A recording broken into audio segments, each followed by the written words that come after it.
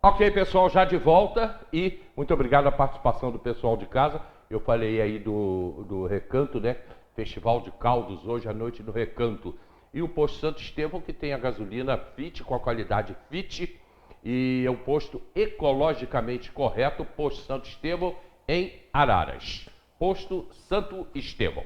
Bom, quando eu saí, que eu fui para o comercial, eu já deixei o tema com a Kátia, né? Nós vamos falar sobre o funcionalismo público municipal. Como é que está a situação dos salários? Tem salários atrasados? Todos já receberam? A preocupação e o momento que eles estão vivendo, que, aliás, esse momento já está se prolongando há muito tempo. Kátia? Então, Hélio, assim, não é novidade, né? Eu achei que a gente não discutiria mais isso, né? Mas a gente já vem aqui, no próprio aqui no programa, já falando há bastante tempo dessa situação que a gente já imaginava viver, até pela condição de gasto no município. Esse mês, a gente, servidor recebeu dia 5, os contratos não receberam dia 11, e os potes receberam dia 10. Então, a gente já teve primeiro atraso nos contratos, que os contratos recebiam junto com a gente, e não receberam dessa vez. A gente já começa a ver sinais daquilo que a gente vem falando desde lá de trás, que seria a falta do dinheiro para pagamento de salário. Eu espero, né, a gente espera que isso fique só nesse atraso. A gente sabe que está tendo bloqueio nas verbas, porque isso já está acontecendo. A própria verba que é destinada à educação teve 3, 4 bloqueios. Eles não estão sequestrando na conta, mas estão bloqueando nas verbas. E a gente espera que a Procuradoria, né, já esteja atenta para isso e trabalhando para que isso não aconteça. O gasto no município, a gente sabe que foi absurdo. Desde a eleição que a gente teve agora para deputada, a gente já vinha falando. O gasto na educação, o nosso Fundeb daqui para lá, todas as verbas daqui para lá, Faria sabe bem disso, Vanderlei também, vão começar a diminuir. A gente vai ter queda, né? E a gente, esse ano, tem uma queda importante, eu não sei o que o Vanderlei vê dessa forma que a gente tem visto, mas o que a gente acompanha, quando você prolonga um refis tanto tempo, você tem uma queda de arrecadação nessa questão do IPTU. E a gente já vem vendo, o Fundeb esse mês já começou a ter uma queda, e as outras verbas vão ter agora no segundo semestre. Então, são situações que vão mostrando para a gente o que a gente vai viver. Eu não quero ser profeta de mau agouro, que eu digo lá no sindicato para eles, mas aí, setembro, outubro, nós vamos ter algumas dificuldades. A gente vê as dívidas do município muito grandes, a gente participa de todos os conselhos, é dívida com o hospital, é dívida com o correio, é dívida com o sistema, é dívida com a própria SEDAI, aí, é dívida para todos os lados. E aí todo mundo começar a cobrar ao mesmo tempo, que a gente está chegando no final de gestão, né? Alguém vai ter que pagar essa conta. E nós já pagamos, Deixa eu né? fazer mais uma pergunta. E a Caixa de Pensão, como que está a Teleprev? Então, a Tereprev, o Farias, foi uma questão que a gente quis investigar, né? A gente apostou na processante para fazer essa investigação. A nossa intenção não era caçar o prefeito, era saber como estava a caixa de pensão.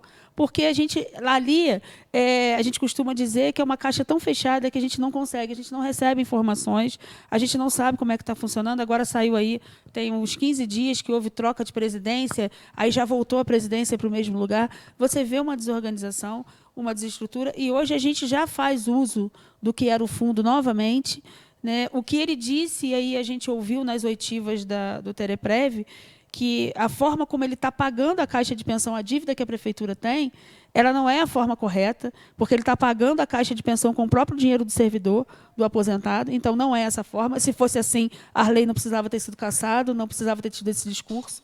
Aí eu não tenho o menor problema para falar isso, porque exatamente o mesmo erro que ele comete hoje, a Arley cometeu lá atrás, e a gente viu que de fato estava errado.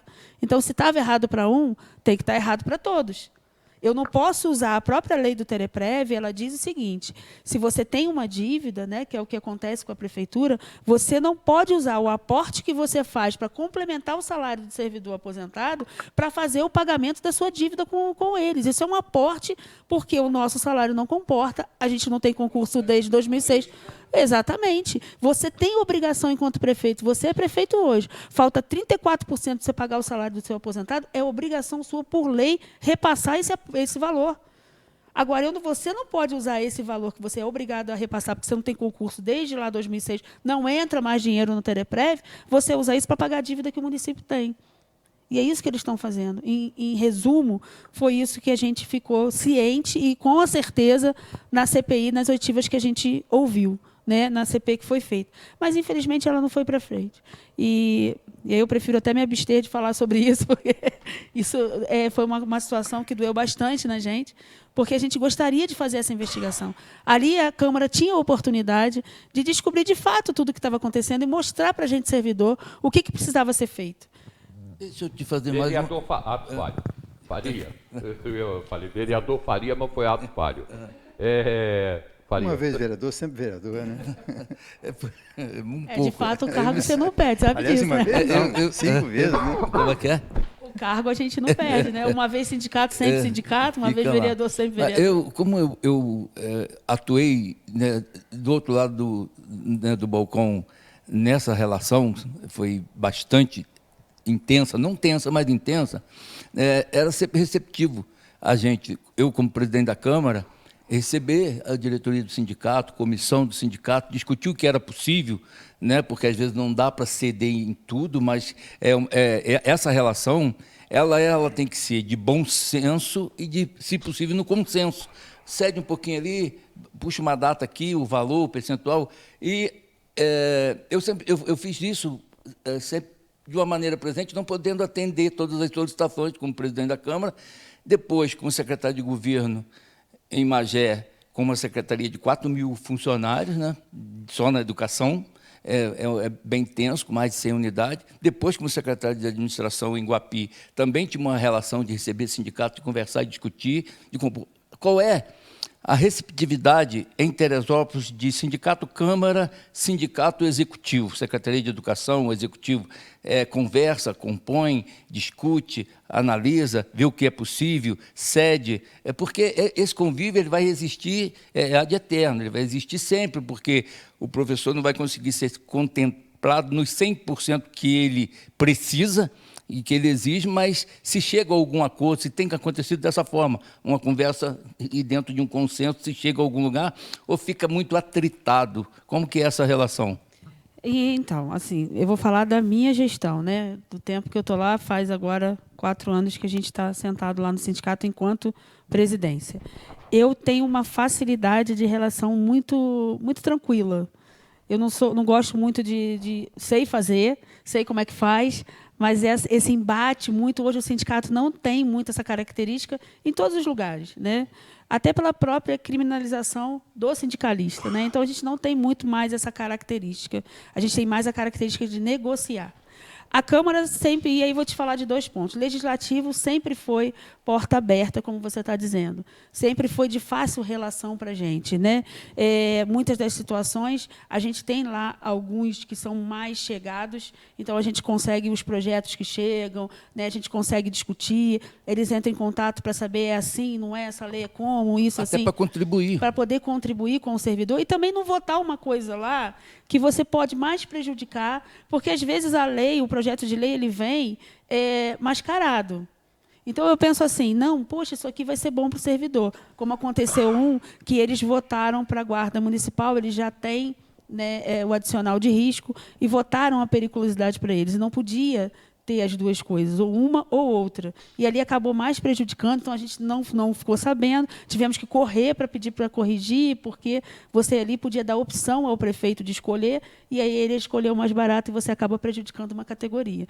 Então, assim, alguns têm esse cuidado com a gente, outros têm mais a questão da distância, porque a gente é de enfrentamento, a gente é de embate, a gente é questionador. É como você disse, eu posso te questionar e posso te pedir tudo, mas nem tudo me é possível, né? Nem tudo você vai poder me dar.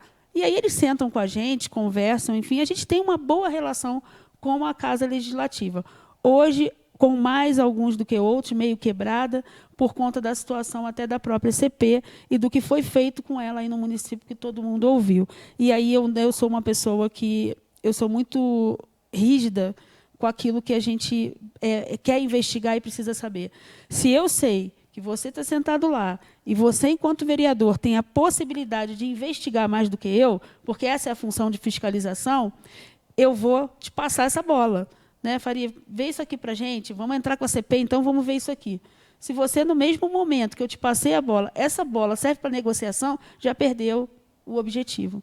Então, isso entristece muito a gente, porque também não é a primeira vez que isso acontece, né? Tivemos lá atrás, 2016, 17, 18, vários casos desses. Isso é a Casa Legislativa, mas a gente tem uma boa relação com a maioria deles. E a gente é de fácil relacionamento. Já com o Executivo, a gente tem uma relação hoje mais acirrada, mais de oposição, porque o próprio Executivo fechou a porta. E aí eu vou entender o seguinte: eu, enquanto prefeito, eu chamo a categoria, a gente senta enquanto sindicato, e quando a gente vira as costas, não faz nada do que foi resolvido aqui, para a gente, a expectativa de estar sentado ali, tentar resolver a situação do servidor, né? Tentar buscar uma melhor condição de salário. A gente tem hoje a LRF, que é um limitador muito grande, mas ela é um limitador para os dois lados. Ela foi feita para limitar os prefeitos, né? Os orçamentos, sim.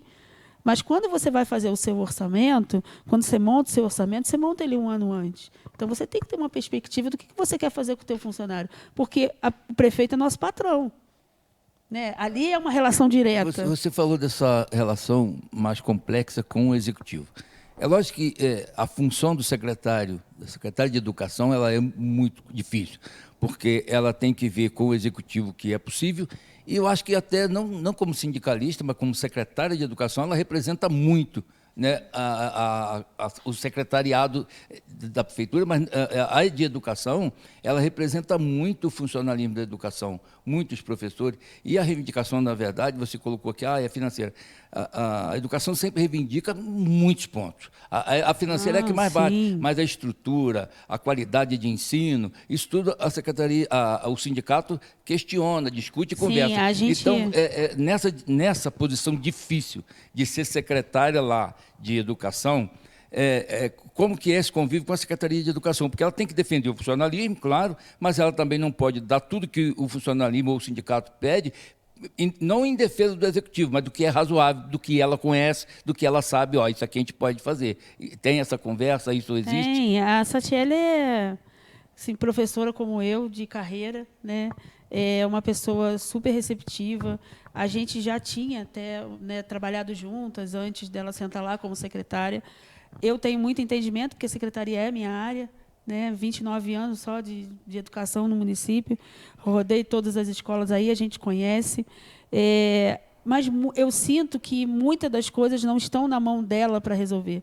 Ela não tem total autonomia, como eu já vi outros secretários de educação aí terem, para poder resolver os problemas da cidade. E aí eu vou te dizer um problema clássico, que a gente já veio aqui, já discutiu, o Lino Noronha. Hoje eu estava falando sobre isso. Hoje eu sou presidente do Conselho do Fundeb. A gente sentou ontem para avaliar um projeto de livros que foi entregue, 1.600.000, que o Fundeb recebeu um dinheiro agora, uma complementação. A gente recebeu lá a inexigibilidade de licitação, 1.600.000 para livro de português e matemática, 5º e 9º ano, que vem o IDEB aí esse ano, né, que é o marcador da educação. E a gente estava questionando por que comprar esses livros agora. Os nossos profissionais não têm a competência de deixar essas crianças preparadas para o IDEB. A gente precisa comprar uma coleção de livros de R$1.600.000 e deixar o Lino Noronha, que com isso já acabava aquela obra lá, até com menos do que isso, porque aquela obra não tinha necessidade de ser daquela forma. A gente tem a necessidade de deixar o Hermínia Josetti, que é uma escola antiga, quando hoje você vê o Estado querer lá. Você vê o Estado querer buscar o espaço do Hermínia Josetti, que foi uma doação, foi municipalizada, o Estado querer buscar aquele espaço de volta, porque não está sendo usado para droga, desculpa o termo, para sexo na madrugada, né, com bicho, com lixo. Você vê um espaço tremendo daquele. Esse é o Lino Noronha. Ver um próprio do município, da educação nessas condições. Você acompanhar. E aí a gente visita N escolas, a gente tem N denúncias, eu falei sobre isso ontem, de material, de falta de material de higiene dentro da escola, de limpeza, né, de alimentação. Esse portão aí, no outro dia, eu liguei para avisar que eles estavam abrindo e sucateando o que tem lá dentro, o que restou. Essa escola, por baixo, ela era feita de mármore. Então, ela precisava mexer num telhado. Olha o que transformou uma unidade que atendeu 3 turnos. Eu dei aula nessa escola, eu trabalhei nessa escola à noite, no EJA, né? Era o polo da zona urbana. Ó, a gente estava lá dentro da unidade, indignado com o que a gente viu ali, e tudo que eu já vivi ali dentro daquela unidade. É verdade, na época era para ver o telhado. Era para ver o telhado. O problema era no telhado, Isso. aí virou isso que está aí. Virou isso, e assim, uma escola que atendia na zona urbana era polo do EJA à noite. E hoje a gente está com o polo aí espalhado, porque, né, acho que está no bairro de São Pedro hoje, mas ali era uma escola de centro, é aqui.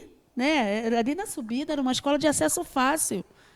Toda preparada para receber PCD, toda preparada para receber com bastante sala, para a gente dar valorização e qualidade para o nosso jovem à noite. Pérez, de Noronha, também, né?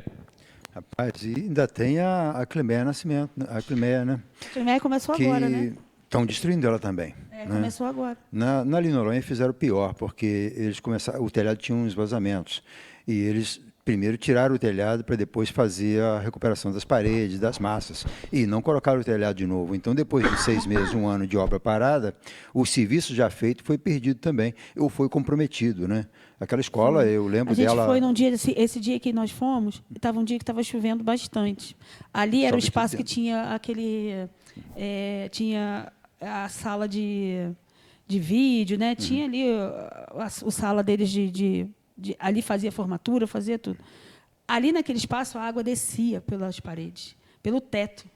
Aí o nosso funcionário, que é de serviço de obras, falou com o pedreiro: pelo amor de Deus, olha como é que está descendo isso aqui, vocês vão acabar com isso aqui agora sim? Não, agora tem que jogar no chão e fazer outra. O prédio está todo comprometido em função do telhado arrancado, né?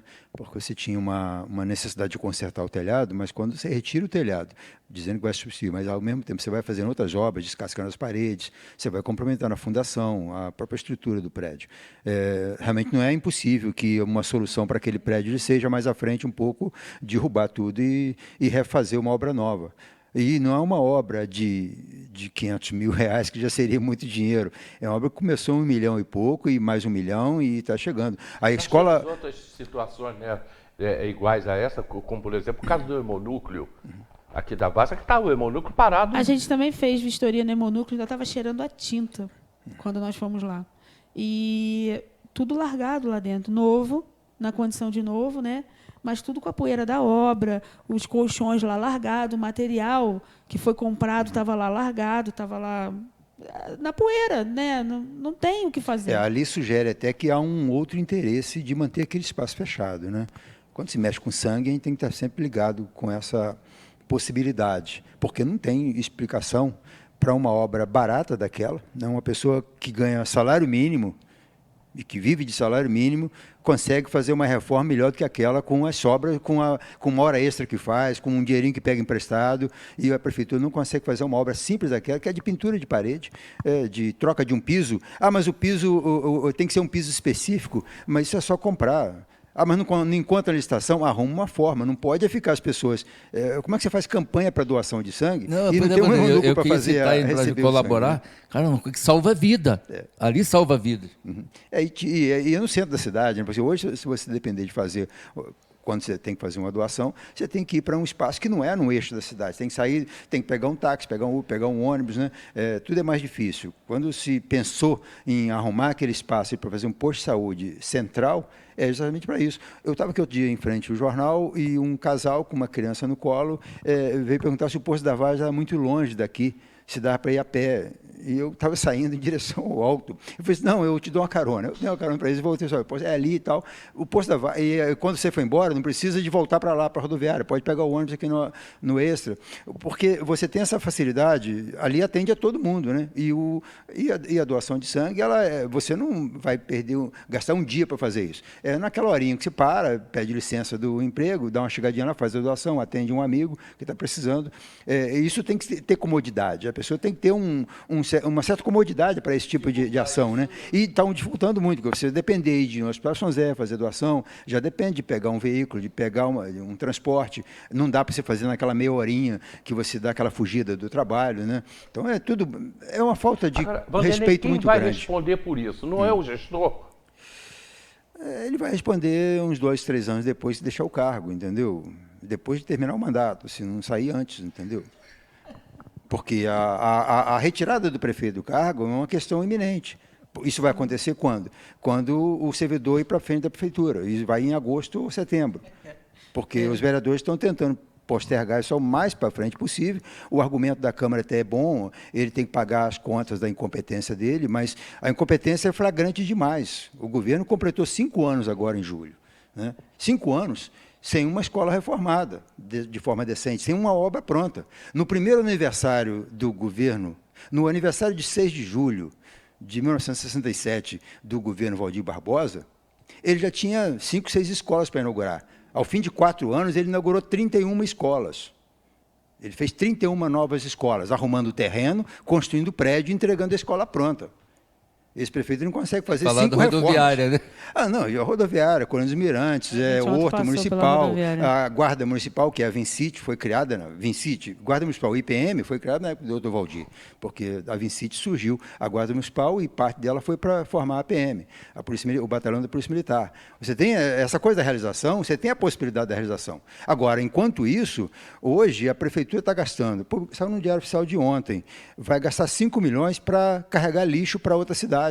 Sim. Isso aí é um desperdício de dinheiro, porque não além da coleta, e além do transtorno que vai criar para a coleta, porque uma coisa é o caminhão coletar o lixo no morro e atravessar a cidade e vazar ele no lixão. Outra é ele guardar num local de transbordo para fazer o transbordo. Ele vai ter que guardar aquilo, vai ter que ter container especial, não é chegar e despejar o lixo, trocar a carga do caminhão para outro caminhão. Tem que fazer essa isso logística. Senão vira o lixão e vira transbordo. Essa logística encarece o serviço, lugar né? para guardar os ossos no cemitério. Então você tem. Não tem. Não tem. Você já foi no Parece cemitério? que vão construir, né?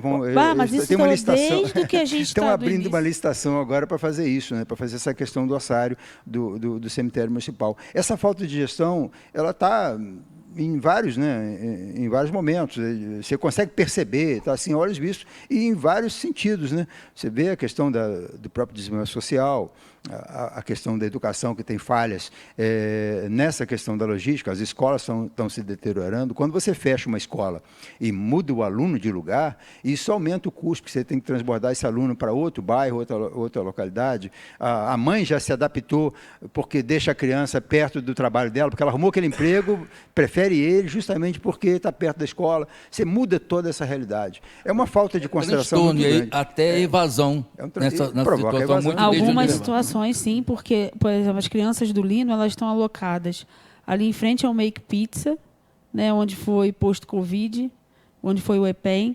Eles estão alocados ali, estão alocados no Paulo Freire, que muda totalmente a logística daquela mãe, né, que mora para o lado ali da Tijuca, da Hermitage, que ali o Lino Noronha, ele atende o centro todo, mas ele atende muitas crianças da Tijuca, da Hermitage, Fonte Santa, ali o Recanto dos Artistas, Vale Paraíso.